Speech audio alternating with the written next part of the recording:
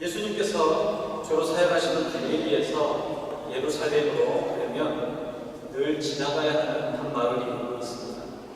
베단이라고 하는 곳으로, 그곳에는 예수님께서 아끼시고 사랑하는 가족인 나사로와 두 여동생 마르다와 마리아가 살고 있습니다.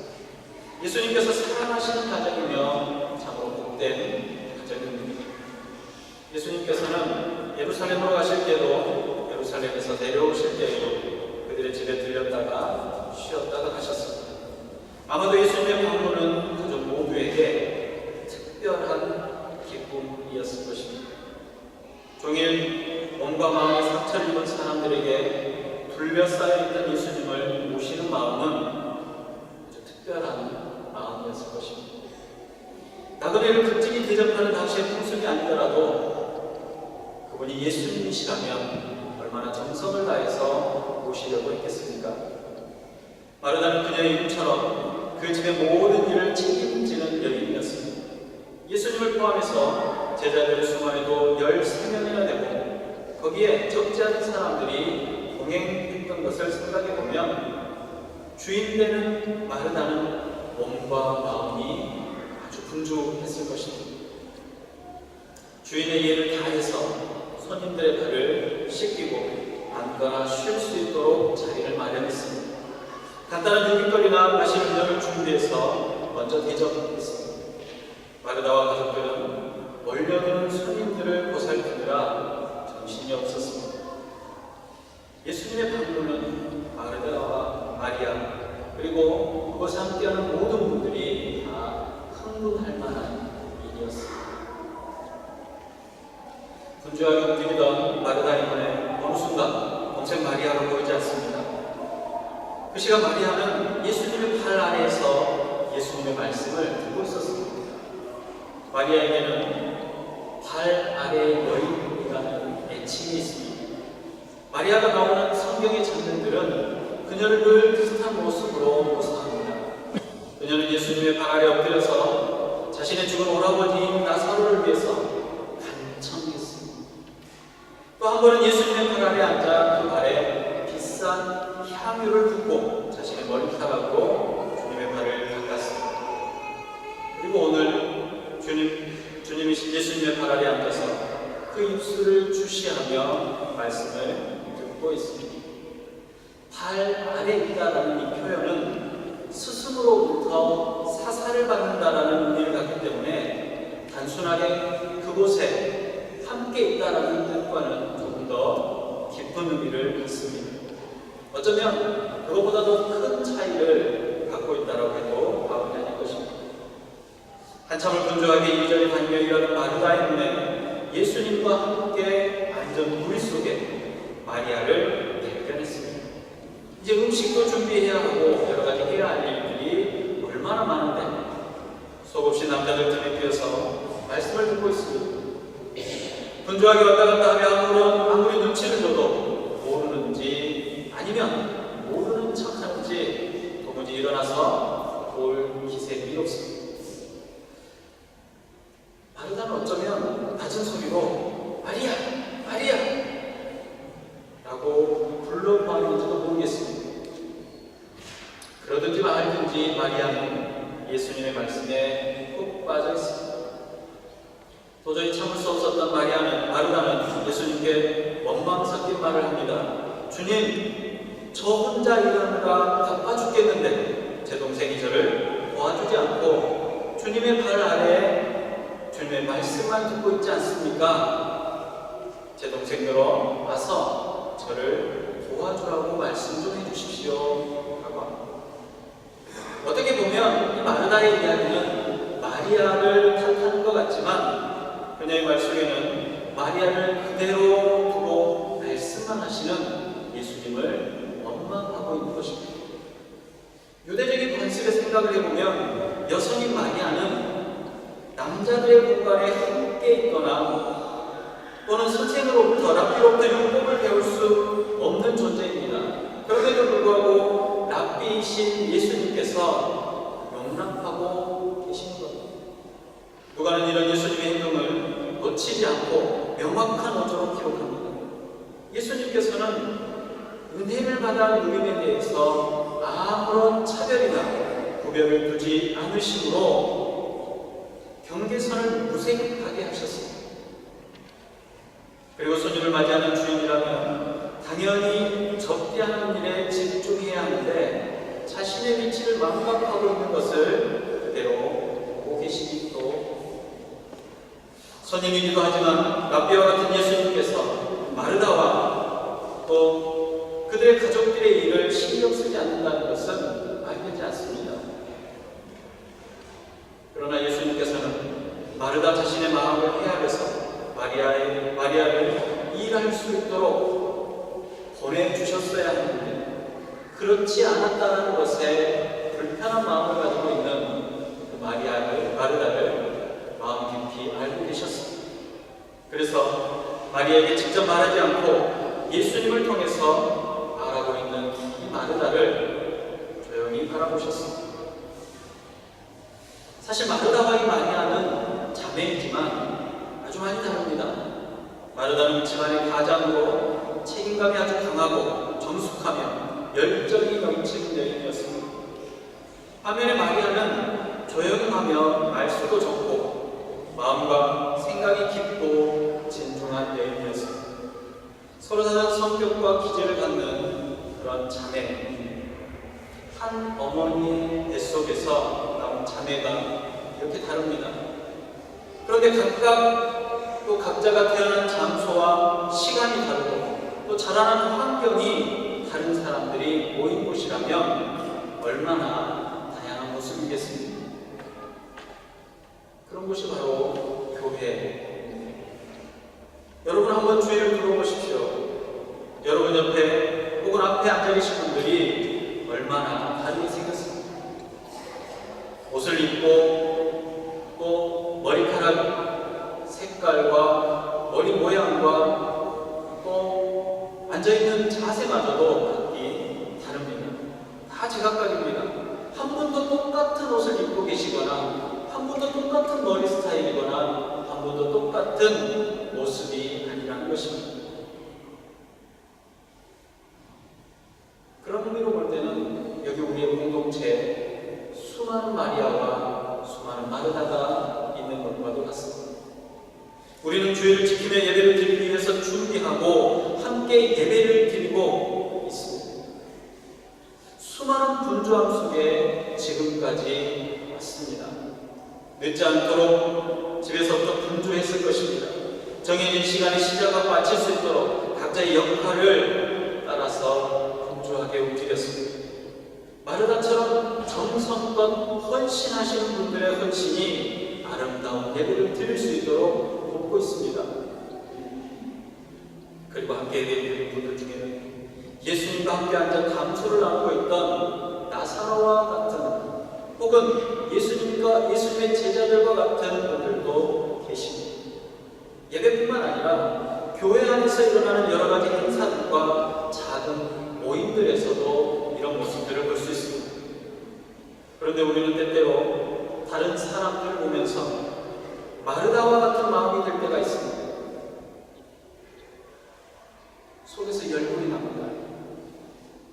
눈치라고는 하나도 없는 그 어떤 사람 때문에 미쳐버릴 것 같습니다.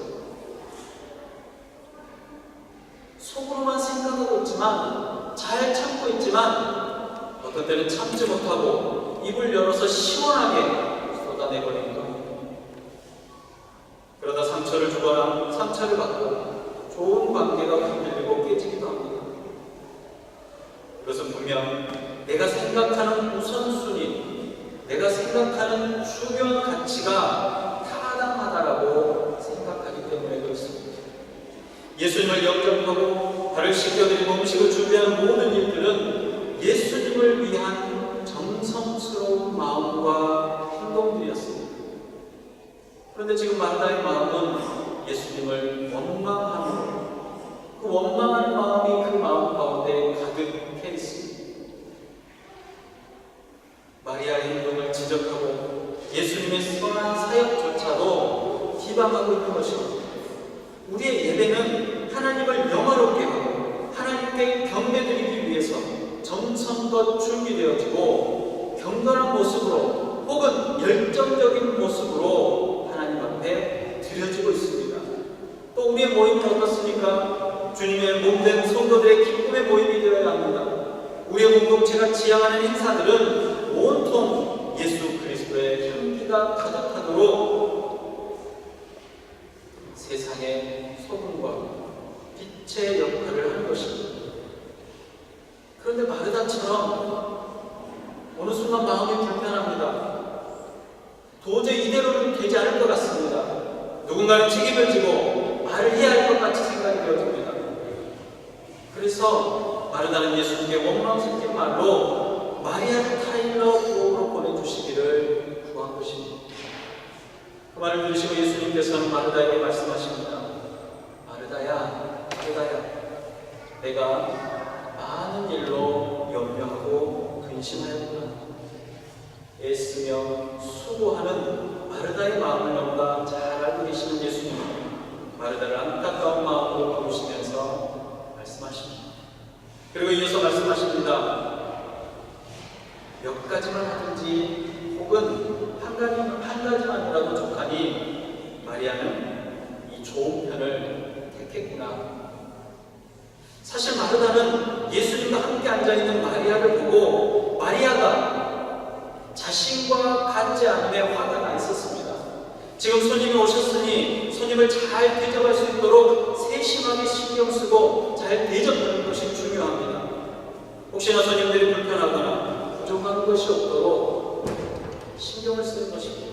많은 사람들에게 둘러싸여 힘들고 지치셨을 예수님께 맛있는 음식으로 또 극진한 대접으로 몸과 마음을 편하게 해드리는 것이 마르다의 목적이었습니다. 그런데 마리아의 생각은 달랐습니다. 예수님의 말씀을 들을 기회가 자주 있는 것도 아닌데 지금 예수님께서는 우리 집, 나의 집에 오셨습니다. 그리고 말씀을 해주고 계십니다. 이 기회를 놓치고 싶지 않았습니다. 물론 언제처럼 분주하게 준비해서 손님을 대접하는 일도 중요합니다. 그렇지만 마리아가 생각하기에 그 무엇보다도 말씀을 듣기를 원했습니다. 여러분들이 생각하기는 어떻습니까? 마르다가 옳습니까? 아니면 마리아가 옳습니까? 이것은 옳고 그름의 문제, 맞고 틀림의 문제가 아니라 마르다의 마음과 행동도 마리아의 마음과 행동도 모두 옳은 것입니다. 예수님께서도 마르다의 문제를 지적하셨지만 마르다가 음식을 준비하면서 스트레스를 받고 그 마음에 미움이 생기고 그 마음에 무거운 짐이 되었다는 사실을 지적한 것이지 그녀의 행동을 나무라신 것이 아닙니다. 마르다와 마리아의 문제는 다름의 문제입니다. 나와 생각이, 나와 행동이 다르다고 해서 틀리지 않았다는 것입니다. 사실 우리가 서로 다르다는 것은 하나님께서 우리에게 허락하신 은혜 중에 가장 큰 은혜입니다.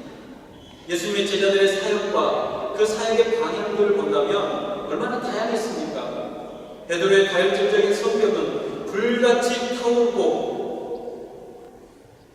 불이 뿜는 것처럼 급진적으로 앞으로 나아가지만 급격히 식기도 합니다. 예수님의 성과 연결을 확인하고 나서야 비로소 믿음 안에 살게 된 도마는 확신하고 분명함이 아니면 함부로 행동하지 않습니다. 베드로와 다르게 타협이라고 눈꼽만큼도 없는 바울의 사역은 또 어떻습니까? 바울의 사역은 오히려 전투적이기까지 합니다. 예수님께서는 너무나 다른 제자들을 부르시고 그들을 통해 복음의 씨를 뿌려 하나님 나라를 이루셨습니다. 각자가 다르기 때문에 이루어낼 수 있는 놀라운 하나님의 역사입니다.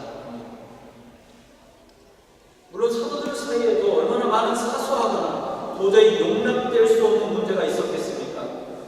그러한 문제들 앞에서 서로 다름을 인정하고 용납하고 본질을 찾아서 마음을 모았기 때문에 복음이 이 땅에 퍼져나갈 수 있게 되었습니다. 우리가 이렇게 안전하게 마음껏 찬양하고 하나님을 경배하고 예배드릴 수 있게 된 것입니다.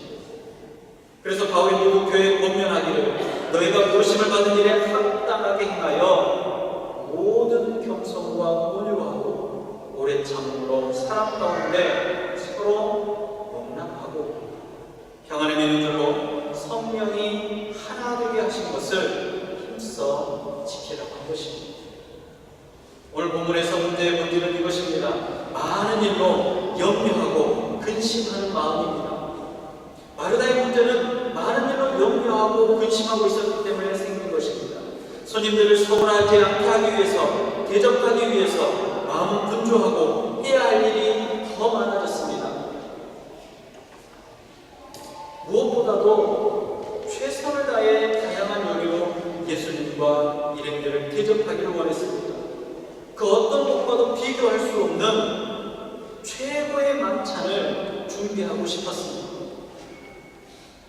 여러분, 그 마음이 얼마나 중요합니까? 우리 주님도 그 마음을 기뻐하시고 사랑하십니다. 마르다는 그런 분주한 상황에 눈치 없는 동생이 미웠으며 이를 가만히 두고 보시는 예수님이 원망스러웠습니다. 이렇게 조금 더 가다가는 폭발할 것 같은 마음이었습니다. 예수님께서는 천국을 선포하고 계셨지만 마르다의 마음은 지금 지옥입니다.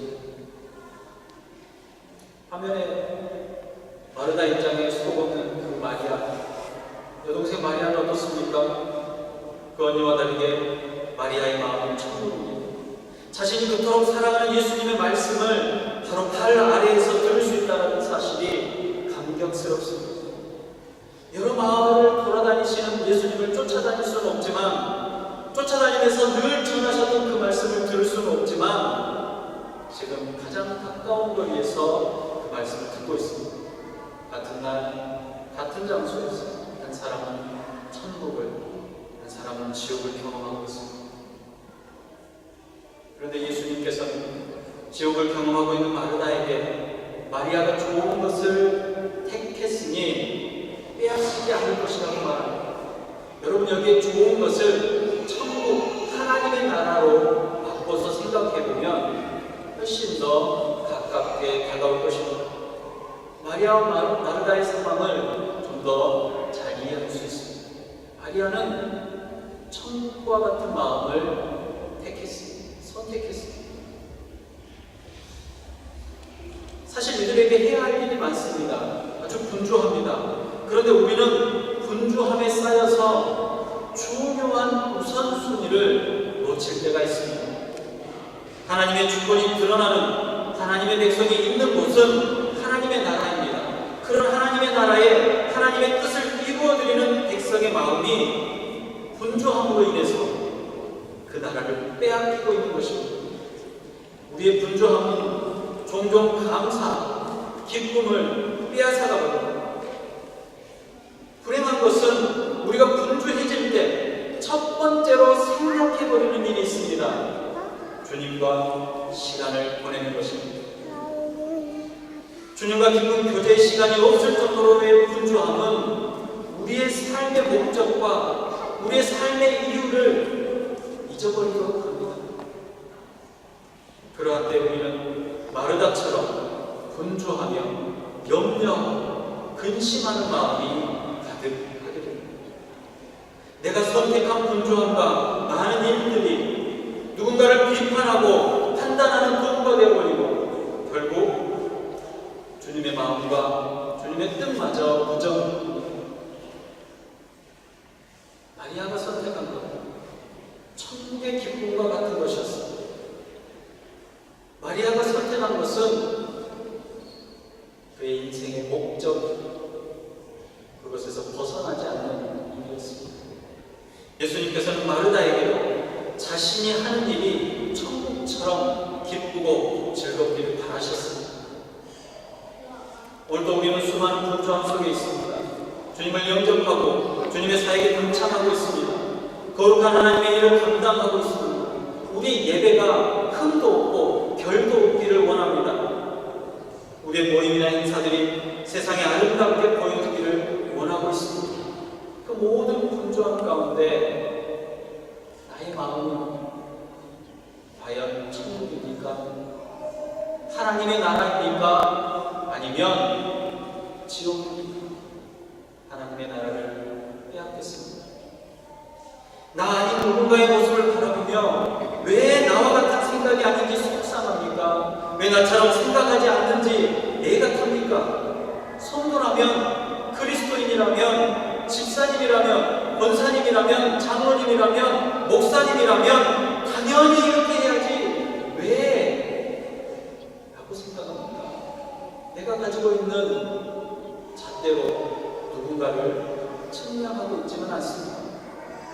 주님은 우리의 마음이 천국을 이루기를 바랍니다. 우리의 삶은 그리스도 예수 안에 거하며 주님과 늘 교제함으로 감사와 기쁨이 충만한 천국이 되어야 합니다. 우리의 기준이나 관습이나 규칙보다 주님께 향한 그 마음이 천국이 되기를 바라십니다. 그래서 예수님께서는 말씀하셨습니다. 마리아는 이 좋은 편을 택하였습니다. 빼앗기지 않습니다. 어떤 악한 세력이 와도 뺏기지 않는 하나님의 나라가 여러분들 안에 임하시기를 주님의 이름으로 축복합니다. 기도하겠습니다. 마르다의 선한 열정과 최선을 다하는 그 극진한 사랑의 모습을 우리 주님은 사랑하셨습니다. 더불어서 주의 말씀을 한마디라도 놓치지 않고 듣고 마음에 새겨 주의 제자가 되려고 다짐하는 마리아의 마음도 기뻐하셨습니다. 주님, 우리 안에 마르다와 같은 열정이, 마리아와 같은 열정이 있기를 소망합니다. 그리스도 예수 안에 있는 삶이 열정적이기를 소망합니다. 그러나 이 모든 삶의 모습들 가운데 천국을 이룰 수 있도록 허락하여 주시옵소서. 누군가를 비판하고자 하는 마음이, 판단하고자 하는 마음이 생길 때마다 내가 지금 마르다와 같은 마음이구나라고 깨닫게 하여 주시옵시고, 오히려 이 일들을 통하여서 하나님께 영광이 되어지는 일이 무엇인지, 하나님과 교제하는 것이 무엇인지 깊은 교제 가운데 더욱더 들어갈 수 있도록 허락하여 주시옵소서. 더 이상 우리의 분주함이 주님과의 깊은 교제를 방해할 수 없도록 주의 말씀을 경청하며 묵상하며 기도하며 성령 하나님의 능력 안에 거할 수 있도록 인도하여 주시옵소서. 임마누엘 우리와 동행하시겠다라고 말씀하신 주님, 우리 안에 선한 마음을 불러일으키시고 그 선한 마음 가운데 하나님의 나라를 이루도록 허락하여 주시옵소서. 모든 분주함 가운데도 주님과 깊은 교제함과 주님을 드러내는 열정적인 성도들이 되도록